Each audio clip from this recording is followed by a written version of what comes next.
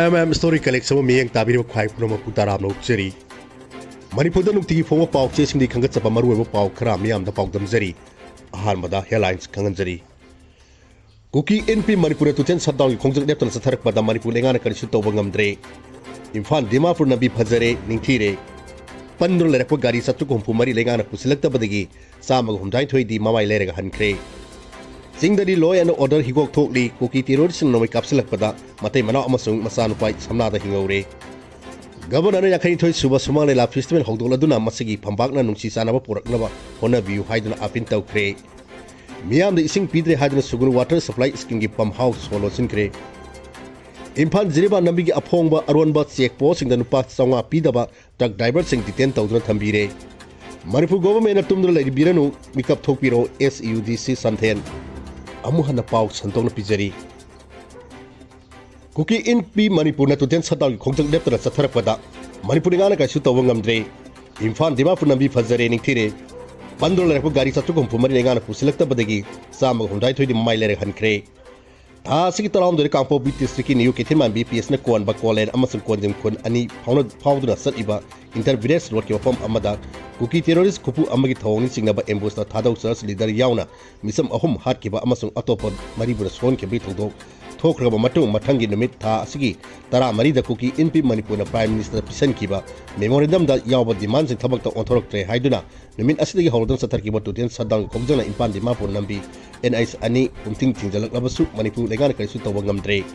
Leba Asigi highways in the air upon Piba Yaru Haina, Supreme Court of Indiana Piki orders in Lady Bigi Matakta, Manipugi highways in the free Florida, Miam Satosa Sin, the Hungadamani Haina High Court of Manipuna, PIN number Mapan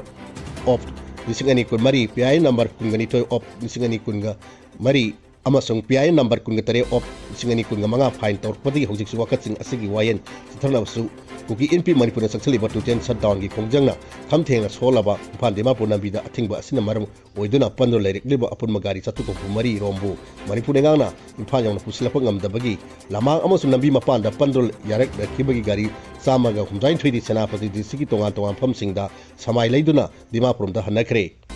To 10 shutdown Kongjang Asi, Mangzong Highway, Asato Sintauriba, Miam Amazon, Posay Putopu Sintauriba, Gari Singa, Kanganam Dana, Dr. Sankilla Kivana, Impantana Passenger Purga Lapa Bus, Winger, Amdi, Atai Gari Sing Yauna Petrol Dizan, NPZ, Air Transport, Fuen ATF, Amadi Sana Tanaba Polam Sing Purakiba, Gari Sing Senapati District, Mao Get, Lansila Krabasu, District Asigi Wangman Lana, Kangpopi District of the Tongzilla Pogam Kide, Senapati District Mao Get again at Tadubi, Amazon, Mayang Kang, Singba Paubi, Maraka Ladiba, Highway, Mataida, Pandula Kibani. Aharmada Mao Get, Lansila Kiba, Gari Singi Masing, Pangam Yankide, Gari Karana, Yumta Nariba Nagani Kuzuma, Yauna State, Adugi Mapam Karada, Panduna, Sadani, Kongjang, Antopangai, Laram Ki, Yanova Gari Sina Nagangi, Means Laba, Highway Singi Mataida, Namit Masing Yana, Panduna, Later Podagi, Miwa Tarakuna, Mao Get, Tamba Tokila Podagi, Puna, Gari Satuko Pumarium Surkivani, Nasinu Midawaram. Pandora Lerakwa Gari Sing Asigi Matang the Senapati Pulistigi Pangbagi Pog Batuina, Puna Gari Satukum Pumarium, Leramagi Manung the Gari Karam, Mamai Leduna, Dimaprum the Hankre, Makwena Hankribasi, Dimapru, Yorga, Zilibam, Digsalaga, NIS, Putaga Trade in Pan, Zilibam Nabida in Pan Yonaba, Yonaba Sakani Hydunas Hanakivani, Nasinu Midawaram Powders Paliba Gari Sing Asi Bus Taragani Toy, Point Taker Manga, Taylor Asang Batak Ani, Tongan Tongano Posei Puba, Tak de Puga, Sambi Yakundo Yauna Puna Gari, Sambi Hundai to Romney. Mamai Lere Han Kibana Garis Samaga Hundaitorum Supre Hari. Yamnaba Garising Senapati District Powder Saliba Impan Dimapur Nambi Parinda, Pandol Lerakbagi Matanga Pauxi Asina on Manipu, Petroleum tankers and diverse Unengi, Masinsa Bamio Amada Hangovada Sadana, Madam Oedunan, Limit Masing Yamna Pandol Lerakpati Petrol Dizan, ATF Puvatra Kredi, Mamai Laidun Laga, Nagani Kuhima Yauna Tongan Tonga Mapons the Labor, Pamsing the Oina Maquena, Purapat Housing, Tarugani Hagan Hankre. Taugi company sing direction batung ina pukiba thausing adu thada kada mafam yokshan mangam drabadi khaide nakpa oil pump singda unload tawgi ayaba piri handak honjin tawada sangba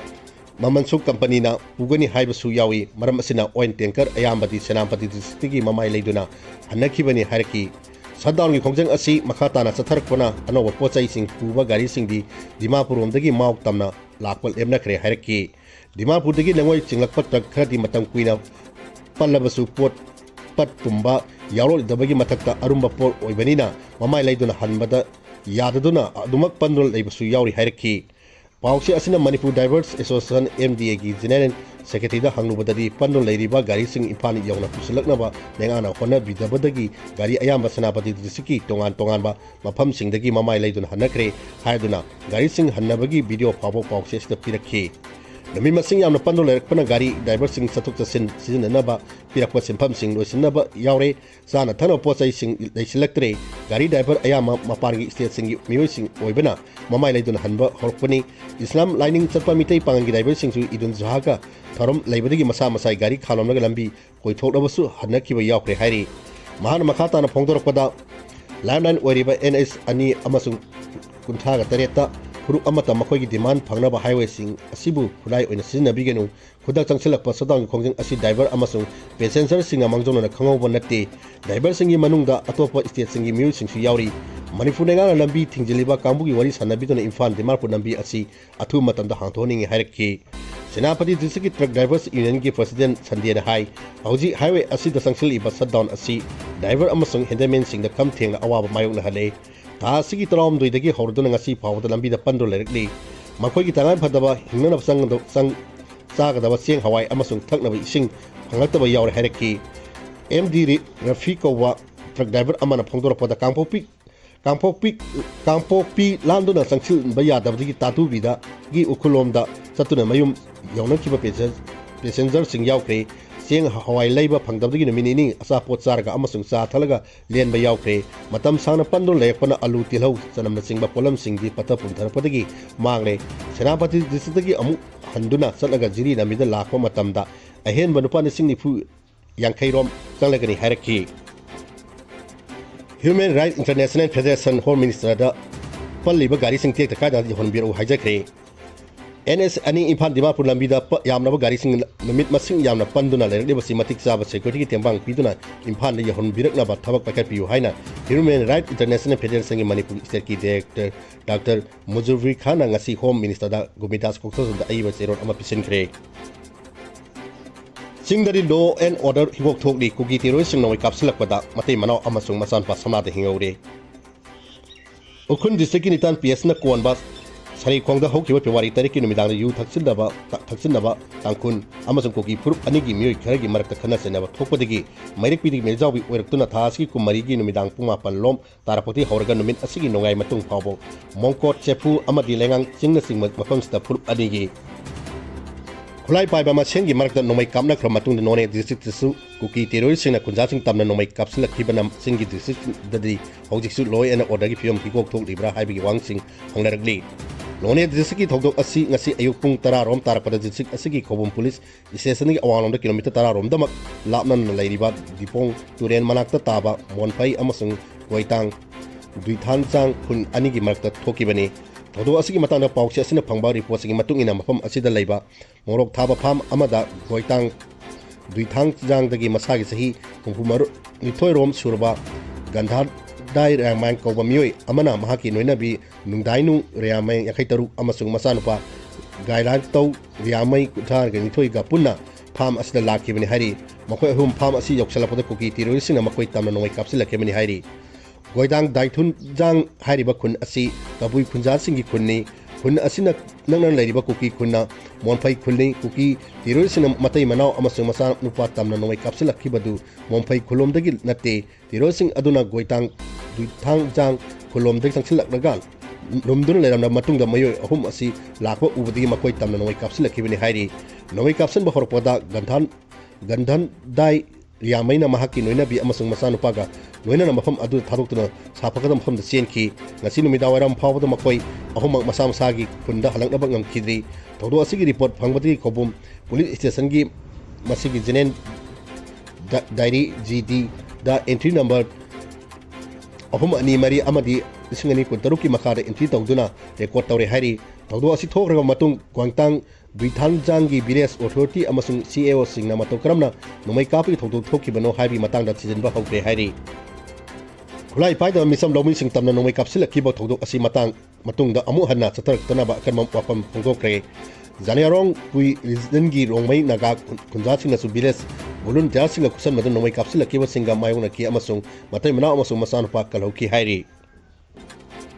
Governor Yankani Toy Suba Sumala Festival Hongdona Masigi Pambakna Nungsi Sanaba Porknaba Honabu Haiduna Apin Tokre Inkum Zani Singa Masapum Dini Toida Ninkakiba Manipu State Kala Academy Sinduna Yakani Torak Suba Sumala Festival is Singani Kuntaru Pangtuna Bagita Mutangasi Hogdoli Wasi Academy Asina Asetpa Kompanga Luna Matau Pangtorakpa Amasung Artist Singna Katopa Padaging Amnivani Haina Governor A.K. Balana Pogdokre Wapam Asingasi Academy Asina Sinduna Palace Compound Gi Iboy Masumala Salenda Yankani Suba on Manipur Sumala Festival is Singani Kuntaru Hogdopi Toromda Academy Asiki Samis Oriba Governor Pogdoki Bani Atoiba Mituran Okiba Governor Makatan High Sumalana Manipurgi Powari Yokotpa Amasung Kunaisu Loksing Pibadan Asoba Todang Lauri Akogi artist playwright director music Shan Amasung artist in a Maman Yalba contribution sing Adugi Pazabuna Miana Pamnaribani Sumalila Yauri Pazaba Taxikasi Kayana art form Asi Nasi Power the Hingbangam Livani Haiki Sumalila Asi Makan Kiagi dimension where Poka Loinana Amaga Nusinambi Paujan Supuragli artist in a low river Todang South Toxin ni Sumalila Asi Isam Samna Puning Piran Bakumai Amanate Masidi Akogi Kansergi Ahingba Masagni Amasung Kunagi Mingshenli art form Asina Nanai Asigi Kunai Asigi Hokraba Hosi Oriba Amasung Tung the Lakata Samnahani Masida Cancer Education Amasung Expression Gi Masak Yauri Sumalila folklore Yauna Imung Manung Amasung Kunagi Oiba Masat Sing Naduna Paujin Piri Festival Asina Ingtaba Puraknaba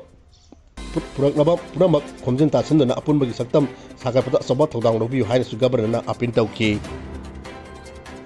Art and Culture Minister Case Lokena Thormapugi War on Period High Manipugida Lazariba in art culture si Manamgi Miyamna Kangna Bada Sumal Dilasu Amani Politicians sing Manipur Masak Tapanate